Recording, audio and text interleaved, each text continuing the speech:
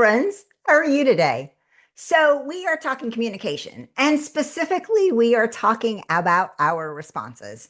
And when I talk about responses, I have to also talk about what we interpret when we're bringing things in from a listening standpoint. And about a year ago, this month, I became a listening intelligence practitioner. And so we talk about the four types of listeners, the connective listener, the reflective listener, the analytical listener, and then the ultimate conceptual listener. Those are the preferences that we have. But one thing that isn't covered as much anywhere is the way that we respond. And like Stephen Covey talks about, is that most people listen with the intent to respond rather than listening with the intent to understand. And I became very, very, very interested in this through the years in the way that I'm working with people, but also it put an exclamation point on things a few years back, right after my husband had a major medical challenge. And he wasn't able to speak for a good chunk of time. He's better today. I want to just kind of caveat it. He does know that I talk about this because it is one of the observations that I had in the ICU when he couldn't speak. And he had lots of his friends that came by to visit him. And really, I classified it into three different buckets, three different types of people in terms of how they were responding to him. The first type actually were the domineering. And I make that motion because they were talking at him. They were really impatient with any silence and any inactivity rather. And they were like really trying to rush the conversation, trying to get him to say it, oftentimes giving him the words that he was trying to say. And then he would shake his head and say, no, I wasn't saying that. And so it was really a frenetic kind of conversation to witness. The second type I actually saw were the manipulative, condescending kinds of responders, where they were talking to him like he was a 4-year-old child rather than a 48-year-old man. And so they would talk down to him. He was still there. He was still all there. It was just that the wires from here to here and here to here really weren't working like they intended, and he needed to have some therapy to be able to get that done.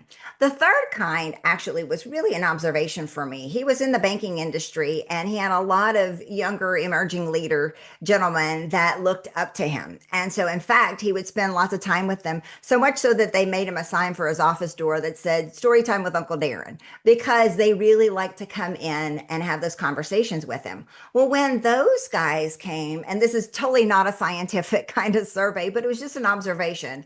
When his friends were in that are in their 30s would come to visit, they would just sit back with him and he would get frustrated. And they're like, dude, I'm not going anywhere. I'm here. I'm here however long it takes. And I'll tell you, that third group, those were the people that he looked forward to the most. Those were the ones that he became most engaged in and was really successful at getting his conversations in the best. And so if we parallel that to our business kind of conversations, really we can see when we are in a conversation with our clients, are we trying to make assumptions? Are we trying to rush the conversation? Are we really digging in there, being present, staying present for what can come out, being that problem finder as well as the problem solver?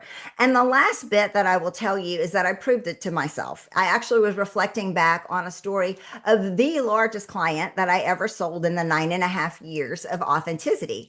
And in that particular client, it was very early on in my business. And so in that particular situation, I sensed very early on that the gentleman that I was meeting with just wanted to talk. I don't know if no one had sat there and visited with him for a while, if he wasn't getting that at home, whatever it is, I'm not trying to psychologically break that down.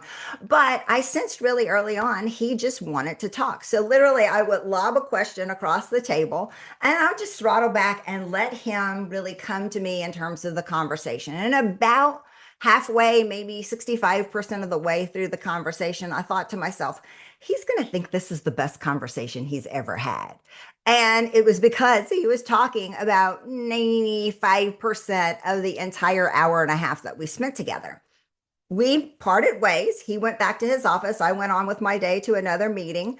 And in the meantime, I got an email from him even before I made it back to my desk. And he said, that was the best meeting I've had in the longest time. And I thought, I know, dude, you did the talking most of the time.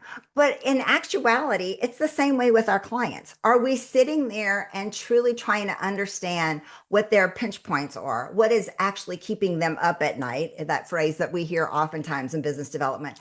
And what are they looking for? To truly understand if we can become that trusted advisor and partner and truly deepen our client relationships, we can only do that if we know how to respond and we know how to be present. Want to learn more about that or really anything else related to business development? Don't hesitate to reach out. I'll see you soon.